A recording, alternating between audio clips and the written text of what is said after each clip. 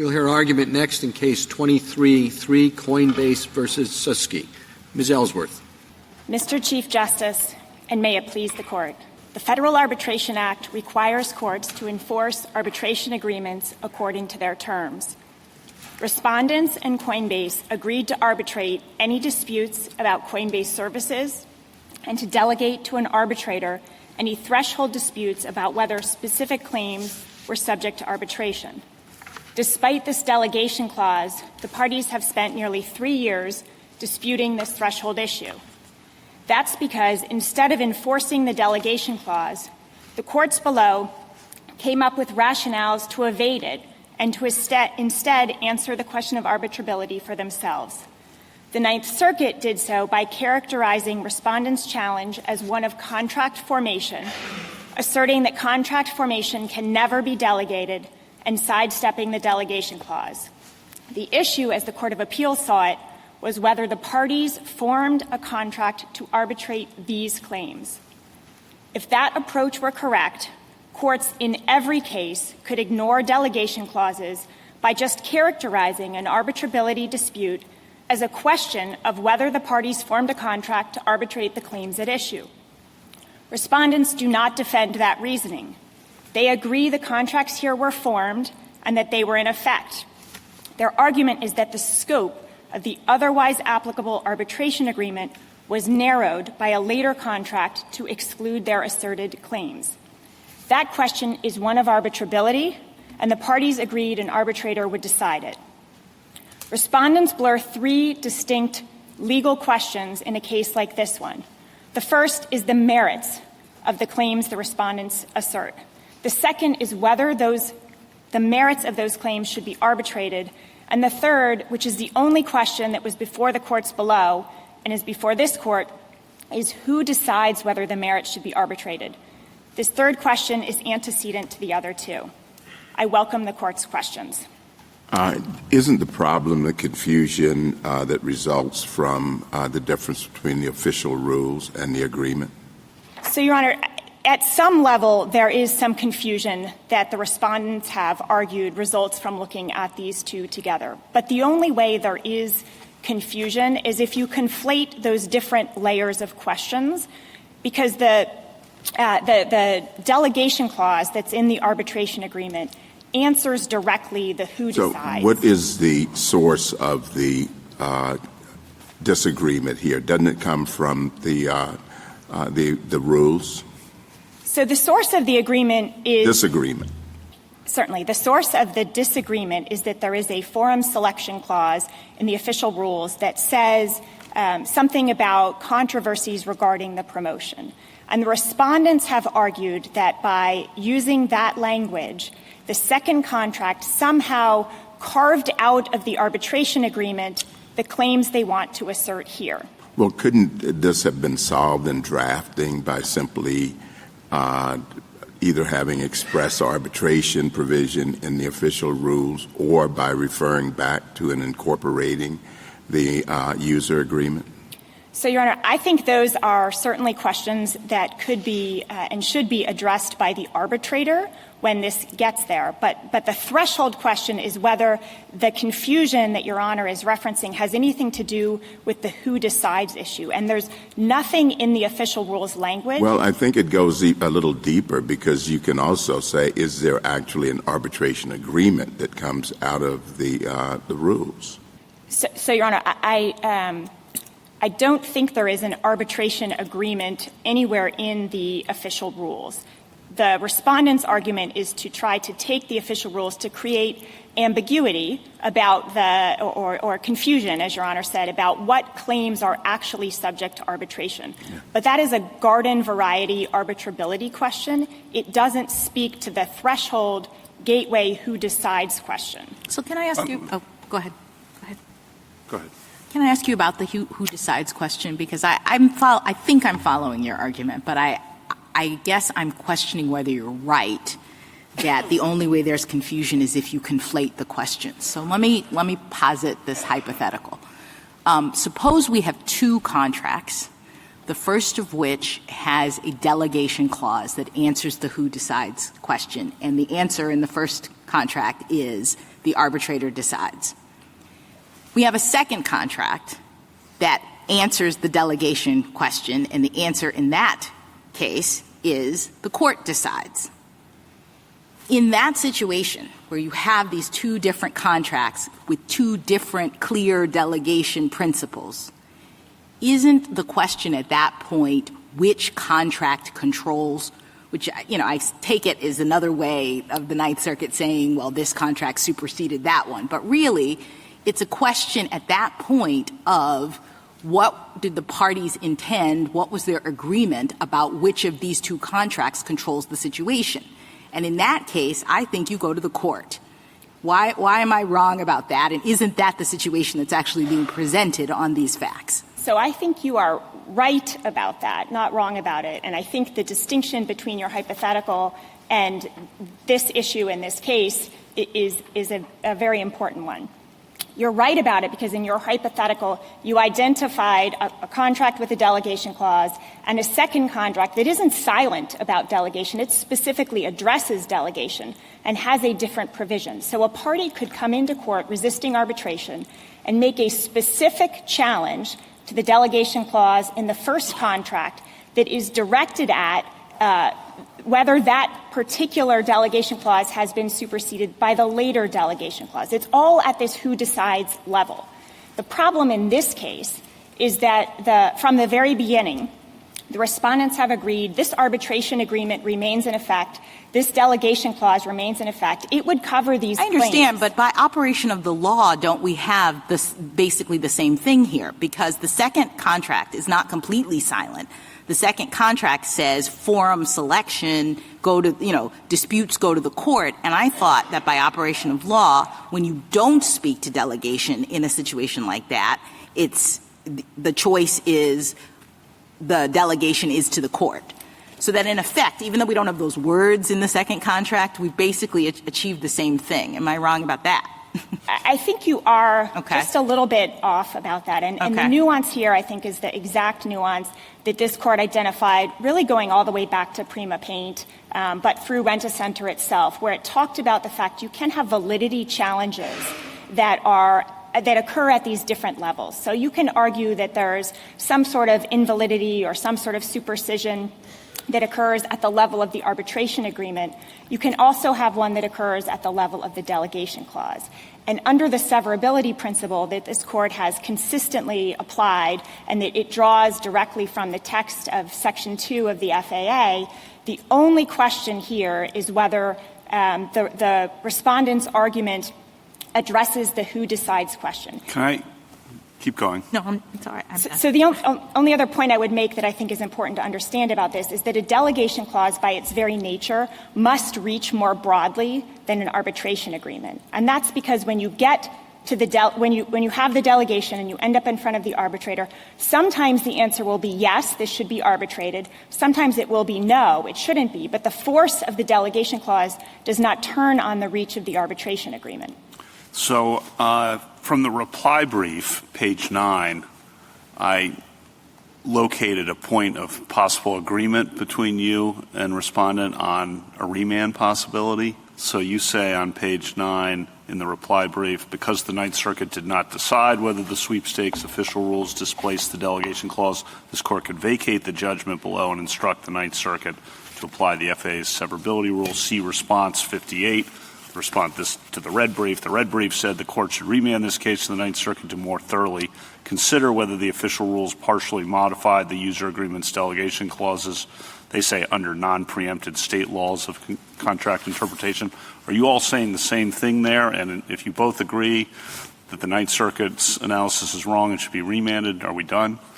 So I think, Your Honor, that we do both agree that the Ninth Circuit's analysis was wrong. I think we do both agree that this should be remanded. I think we have a disagreement when you get beyond that. And can we just remand and say that's for the Ninth Circuit to figure out in the first instance? You can. I think it would be important. And if we do that, are we done? So Your Honor, I think you could stop there. I think there are some reasons not to stop there, and to add a little bit of an explanation. But we could. I just want to get the could in Yes. the respondent.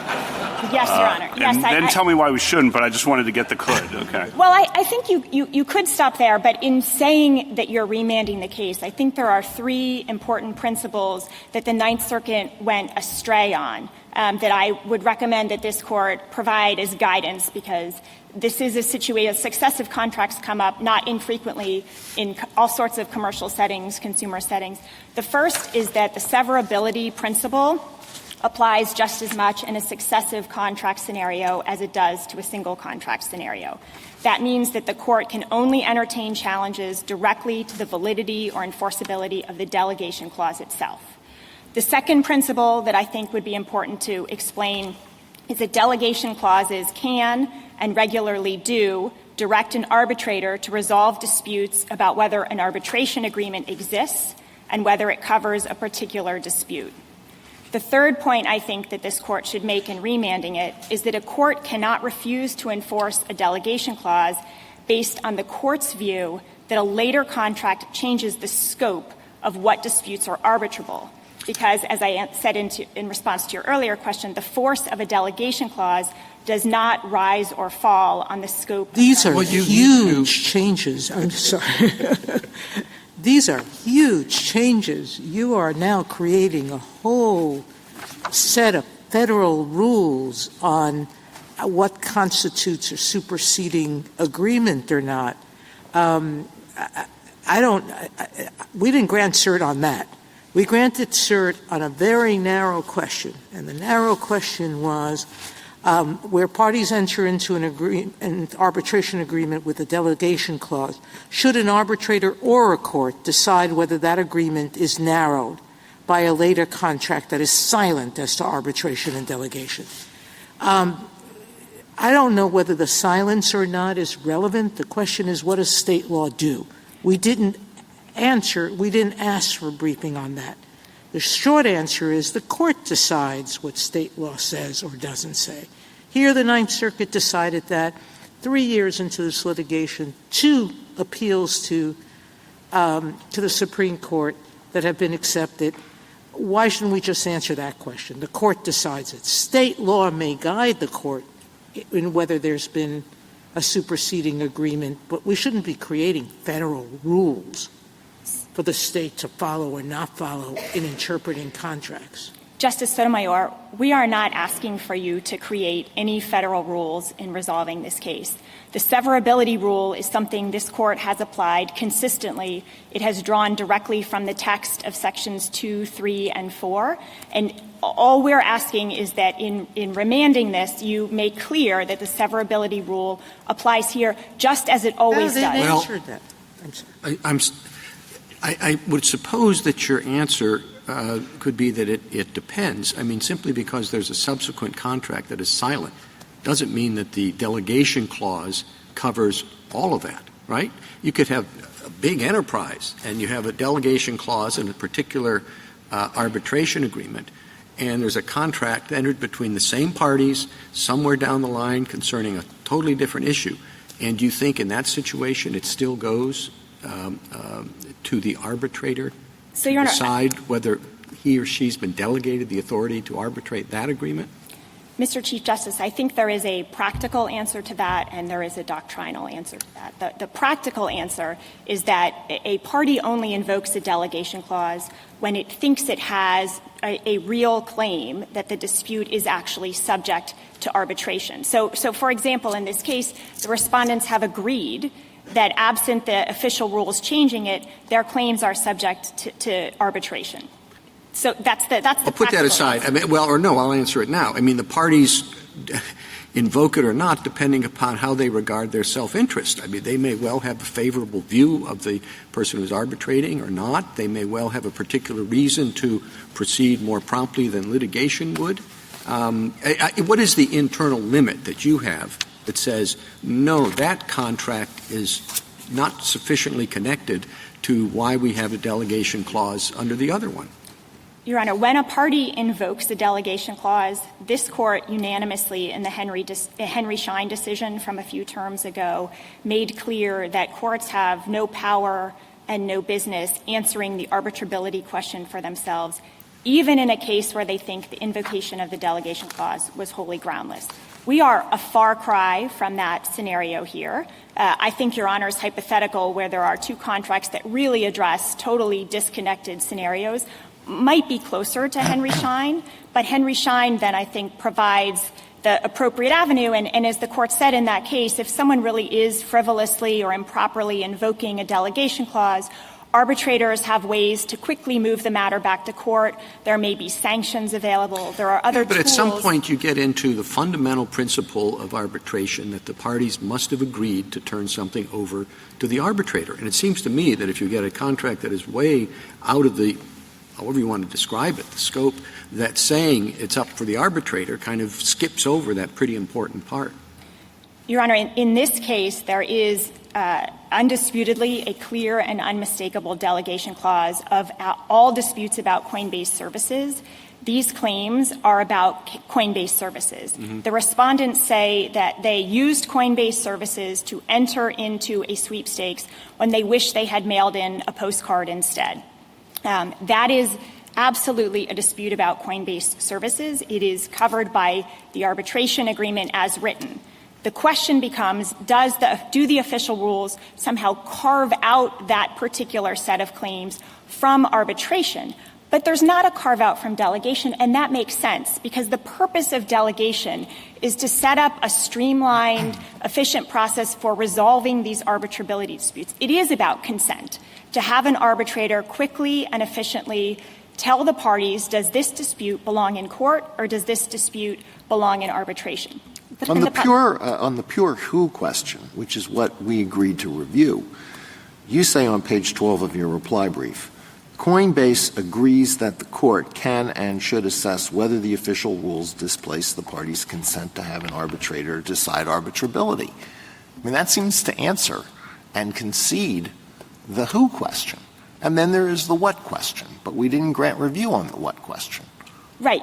That's absolutely right, Justice Alito. You granted review on the who decides question. Right. And the answer to the who decides question in a case like this, where there is a delegation clause that remains in effect, is absolutely that the arbitrator does. Well, you've begged the question when you say that remains in effect. The question is whether it remains in effect after the official rules. Your Honor, that's correct, and that is And who decides that? So if the parties came to court and made an argument that was specifically directed at the delegation clause somehow being undermined, this would require showing that your argument addresses the same level of concern as who decides. Again, if we think about you've got who decides, you've got arbitrability, and you have the merits. They pointed to a provision that talks about a court deciding controversies regarding the promotion.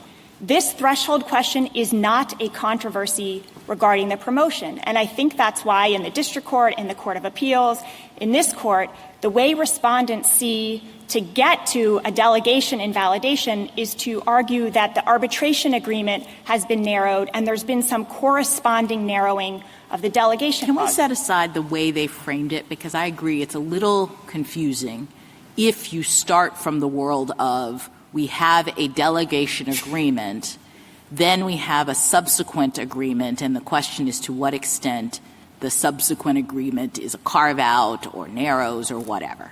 Let's say we don't frame it that way. Let's say we frame it in the way that I want to think about it, which is we have contract A that absolutely answers the who decides question, and then we have contract B that implicitly decides the who decides question, because I understood by operation of law, based on basic, what the Chief Justice was saying, is that if you don't pick arbitration, if you're silent about it, then the background rule operating is that arbitration is not what happens, and any question about whether or not arbitration is what happens, the who decides, goes to the court.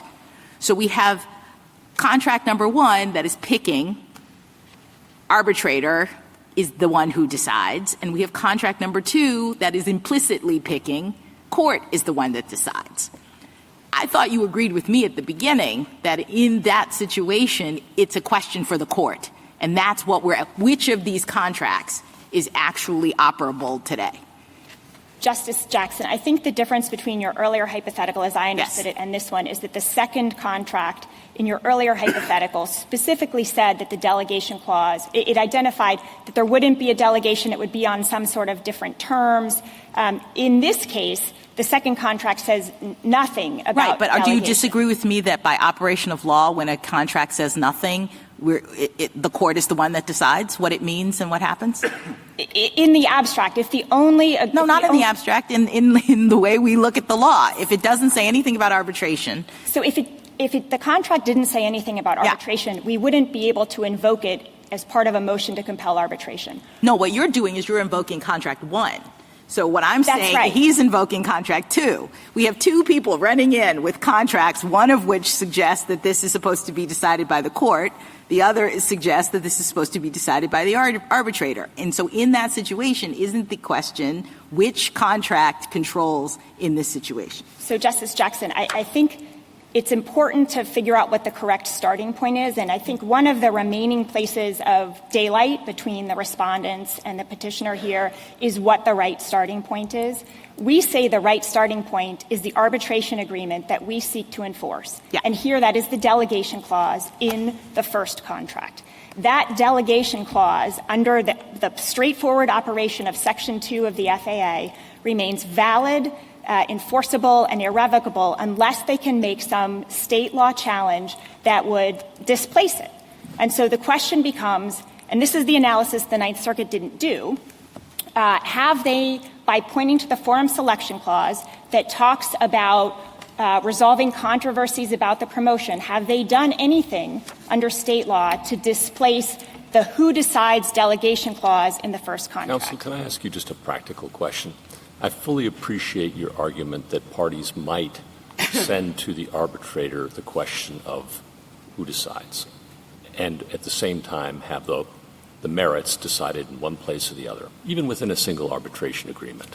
Arbitrator decides whether agreements go to court or arbitration. Some will, some won't. I get that. I guess I'm a little curious why your client is fighting this so hard if at the end of the day you're going to wind up saying, yeah, sweepstakes disputes go to court. So if the arbitrator is going to have to send it to court anyway, why are we here?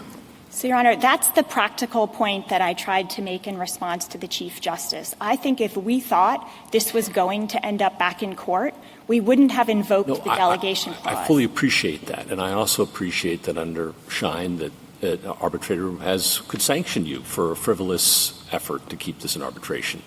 My question is more practical than that even, and more nitty-gritty. Why in this case are you fighting it when you have this second agreement that would seem to route except maybe the arbitrator should have decided this? I'm spotting you that. So, Your Why? Honor, the answer is because when we get to the arbitrator, we think we have very good reasons. I know that. What are they? I'm happy to talk you through a number of them. One is that this provision is in the contract. It applies to mail-in applicants who participate in the sweepstakes that way. The second is that the official rules speak about jurisdiction, and a motion to compel arbitration and an arbitration agreement are not about removing the jurisdiction of the court. It speaks to personal jurisdiction. Really, that's what paragraph 10 is about. And we don't think it operates as a carve-out on the arbitration agreement's scope in the way that the respondents have argued. So those are exactly the points that we would make to an arbitrator. And I think Henry Schein makes clear an arbitrator may agree, it may disagree with us, but the arbitrator gets to make that decision in the first instance. Are you done? Yeah, we are. Can I just return to Justice Kavanaugh's point about what the common ground is here? So you agree that the question of whether there is a valid delegation clause is one for the court? The question of whether there is under the severability principle, yes. You agree that courts make that decision by clear and convincing evidence? I think courts make that, they make that decision, yes. Okay.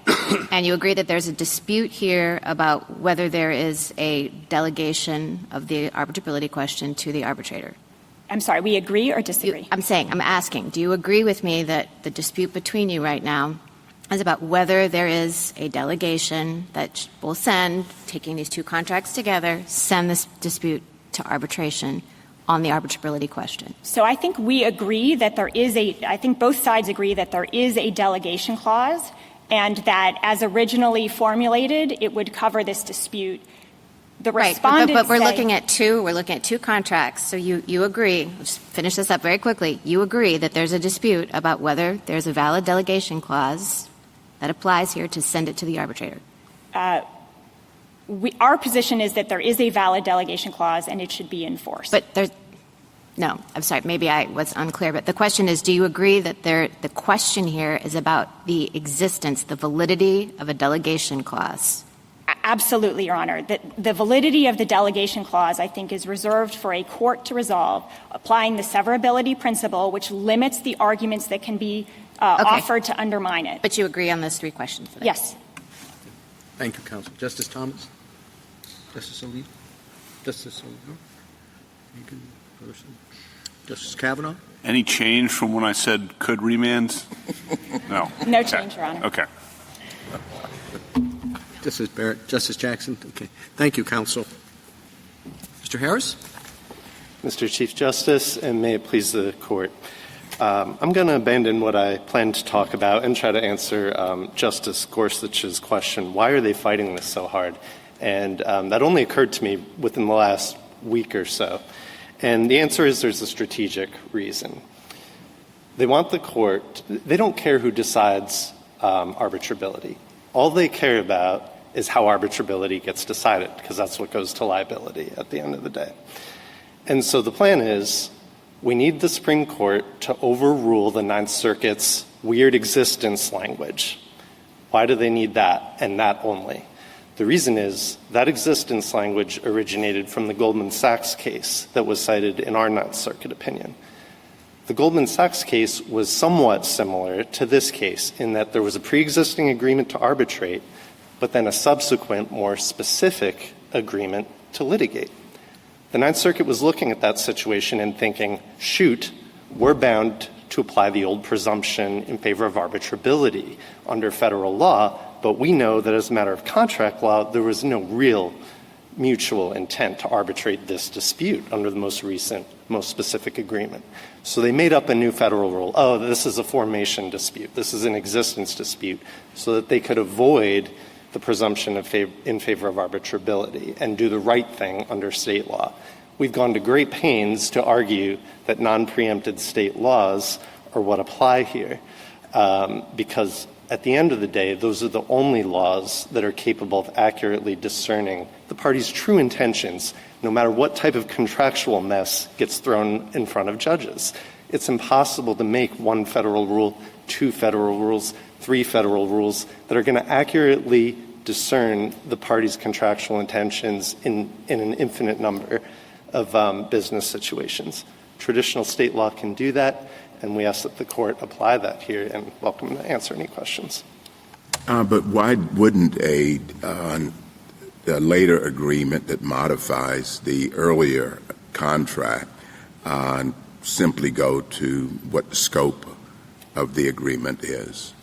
So it goes to two scopes. It goes to the scope of the agreement to arbitrate the merits of the dispute, and in our position that we've tried to brief very heavily is that it goes to the scope of the agreement to delegate this arbitrability dispute to the arbitrator. And our reason for doing that is that under Granite Rock, consent to arbitrate is dispute-specific. If that's true in the context of an arbitration agreement, it also has to be true in the context of a delegation agreement. Counsel, the arbitration agreement, you concede is still operative, right?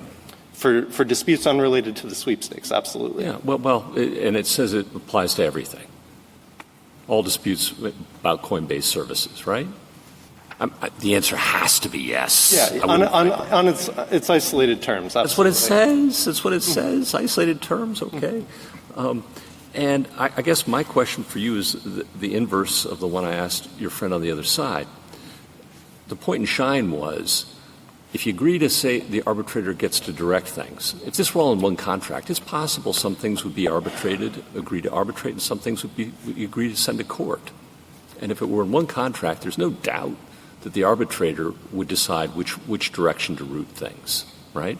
The only question is, does the second contract make this different than it being in the single contract? And I struggle to see why that would be the case. And I, furthermore, struggle to see why you would care. Because your real argument is that the agreement is to litigate this in court. And the routing, who's going to do the routing? Now we're at the Supreme Court of the United States. Years have passed. We still don't know where this case is going to be. You could have had an answer from an arbitrator that you belong in court years ago. Why didn't you? Again, I just struggle to see on both sides why we're here. So to deal with the first part with the Ninth Circuit and the user agreement, I just want to make clear that the Ninth Circuit didn't just rely on this existence language. After it sort of regurgitated that. I'm not asking about the Ninth Circuit because it seems to me both sides have disavowed the Ninth Circuit's opinion. I'm asking why you are here, because you could have had an answer from an arbitrator. Sure. Because I think your argument's really quite strong as to where this gets routed. Well, we've already won in court. We've already won arbitrability in court, and they haven't challenged that here. So the only way they resurrect the arbitrability dispute at all is by winning the delegation agreement. My question is, though, if you think you can win on the where this goes, why didn't you just go to the arbitrator to get a quick answer? Why litigate it all the way to the Supreme Court of the United States? I'll try one more time. So, I mean, I guess I'd have to go back and think about why I did it in the trial court, why I did it in the Ninth Circuit. But here, so arbitrability, not delegation, arbitrability is finally resolved by the federal courts. Because unless this court sends that dispute back to an arbitrator, right, or the Ninth Circuit sends it back. That's why we're here. Right. We're at the antecedent. So I don't want them to have a second chance to win arbitrability. They've already lost it. Can I ask you about Justice Gorsuch's hypothetical about things being in one contract? Because I think it actually matters with respect to what's going on here. So if we had one contract that just had one delegation provision, and then later underneath it had user agreements, sweepstakes or whatever, and didn't say anything, you would agree that that delegation clause would apply to the whole thing? I think that's the best reading of the user agreements in isolation. All right. So, but you're saying that, I guess, if we had one contract that had different parts and there was a delegation agreement that was in one part of it and then that went to the arbitrator, and then in the other it was pretty clear the parties were saying this is delegated to the court, that you're saying that would be a contract formation. The court would have to decide which one of those parts, which one of those delegation intents was operable. It would definitely be a different question if the two types of terms were contained in a single agreement between the same two parties. Yes. Here we have two separate agreements, two separate economic transactions, two separate groups of contracting parties, and that changes the intent analysis under traditional rules of interpretation. The brief, you agree with Coinbase that the Ninth Circuit's opinion did not accurately reflect the parties' contractual disputes here, right? Particularly the references to formation and existence. Only that part, yeah. Right. Yes. And then you say the court can correct the Ninth Circuit's reasonings. The court should remand. Alternatively, the court should remand this case to the Ninth Circuit. I'm asking the same question I asked the other side. Can we correct the Ninth Circuit's reasoning as both sides agree it's wrong, and then send it back for determination of whether the sweepstakes displace the other contract, which could involve a debate about which law controls and all sorts of other things? So I only agree that the existence and formation part of the Ninth Circuit's analysis was wrong. I do not view that part of what they said as what controlled their analysis. So if you look carefully at their opinion, they have two headings, delegation clause and arbitration, or whatever the second heading was. But they have a heading for delegation clause. Under that, Coinbase had argued that, well, this is a dispute about the scope of the arbitration agreement, and therefore that's the end of the analysis. It must go to the arbitrator. The Ninth Circuit said, wait a minute, we're going to actually ask whether that scope language was intended to apply to a future contract like this one that says court only, that has a different set of parties. So all that to say, they did directly address the delegation question before reaching arbitrability, and that's correct under Henry Schein. And they also, in addressing delegation, the question they answered is this delegation clause intended to be applicable to this arbitrability dispute? And that's one correct question to ask under Granite Rock, because arbitration is always dispute specific. We can't just label this an arbitrability dispute and move on. We can't do that. Because it's also a forum dispute. It's also, in substance, a dispute about the official rules. We don't actually agree about the scope of the user agreements. We disagree about the scope of the official rules of the June 2021 sweepstakes. How is that not a controversy regarding the sweepstakes as to arbitrability?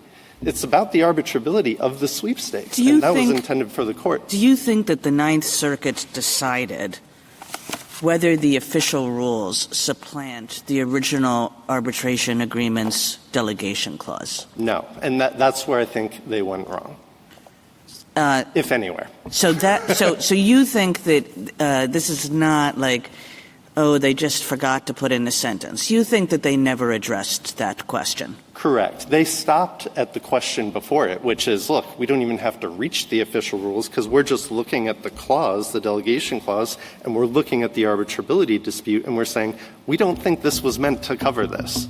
And that's an applicability decision that is delegation specific. That's not preempted by the FAA. They haven't addressed it at all. They haven't addressed it under state law. They haven't addressed it under federal law. They just want to focus on this existence language so that they can go back down and say, hey, this existence rule no longer exists. And by the way, that was your excuse to apply state law. Now you have to apply the presumption in favor of arbitrability. I think you just gave away your case. Well, no, Your Honor. They came in saying vacate and remand because they didn't address delegation. And whether the user agreement, the sweepstakes agreement, superseded that. And you're saying the Ninth Circuit didn't do that. Right. And in my view, they didn't necessarily have to because they asked whether the delegation clause was applicable to this arbitrability dispute about the sweepstakes. They looked at the delegation clause and they said this wasn't intended to cover this particular arbitrability dispute. And so they said it's not delegated. But to some of the justices' point, if we look at just the language of the delegation clause, it's broad enough to cover any arbitrability dispute. So the safer, better way to address this delegation question is, were the official rules intended, or did the official rules have the effect of modifying the delegation clause as to these types of arbitrability disputes? I'm struggling. I certainly see the argument that the second agreement modifies where this thing should go and should be resolved and by whom, ultimately. But I think you've just conceded over and over again that the first agreement says those questions go to the arbitrator, and it's broad in scope, and it covers everything, all relationships with Coinbase. So you want us to vacate and remand for more proceedings in the Ninth Circuit on whether that first agreement modifies the second, rather than just going to get an answer from the arbitrator.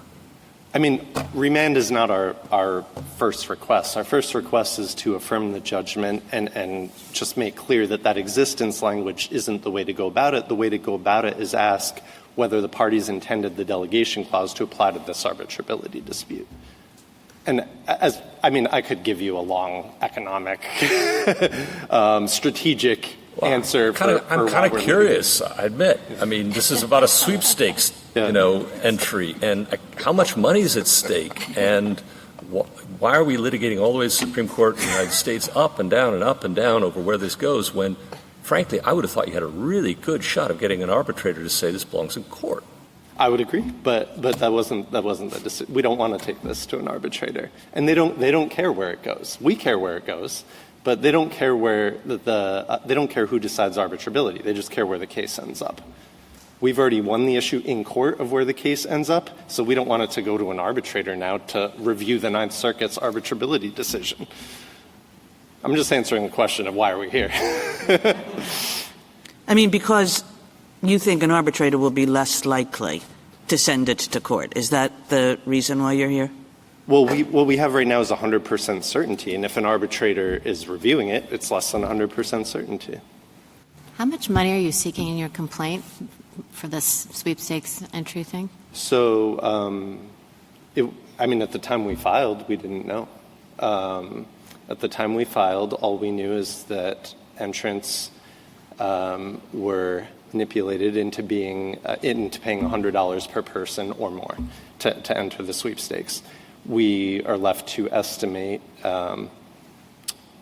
how many people were affected by that. It's a class action, putative, right? Putative. Yeah, that's the answer, isn't it? Yes, Your Honor. That's essentially the answer. Thank you. Counsel, if you have Justice Thomas, anyone on that end? Anything further? Thank you, Counsel. Thank you, Your Honor. Ms. Ellsworth? I think as Justice Sotomayor's question made clear, this case needs to be remanded. The respondents and the petitioners are in agreement on that. We're here because the Ninth Circuit failed to apply the FAA's federal severability framework and as a result failed to do the state law analysis as applied to the delegation clause that it was required to do. The Ninth Circuit never asked whether the later contract specifically overrode the delegation clause under ordinary state law principles. And Justice Jackson, I think some of your questions were getting at how a delegation clause could actually be overridden in a later contract. And I just want to respond to that briefly because I think it could be expressed as it was in one of your hypotheticals. A later contract could wipe out arbitration entirely from the parties' business relationship, and then someone could come into court and say that has, under state law principles, also wiped out the delegation clause. There could be a merger agreement, a merger clause. There are a number of ways in which it could happen. The fact is that none of them happened here. Everyone agrees the Ninth Circuit didn't decide if the second contract displaced the delegation clause and instead just made a ruling on arbitrability. As I think my friend's argument shows, and it's important for this court on remand to make clear, lower courts cannot collapse the who decides question and the Section 2 analysis for a delegation clause with the later arbitrability question. Justice Gorsuch, in response to your question about what an arbitrator would say here, one other thing to note is that the only Ninth Circuit case on point specifically finds that a forum selection clause does not displace a delegation clause. That's the Mohammed case. It's one of the many reasons that we think these operate on different levels. Just like in the Prima Paint case where fraud and the inducement could operate differently at the level of the contract and at the level of the arbitration agreement, in Rent-A-Center where unconscionability could apply differently at the contract level, the arbitration agreement level, and the delegation clause level. So too here, the forum selection clause could apply differently, and it's important that the court address it at the specific who decides layer. For all of these reasons, we think the court should reverse and remand. Thank you, counsel. The case is submitted.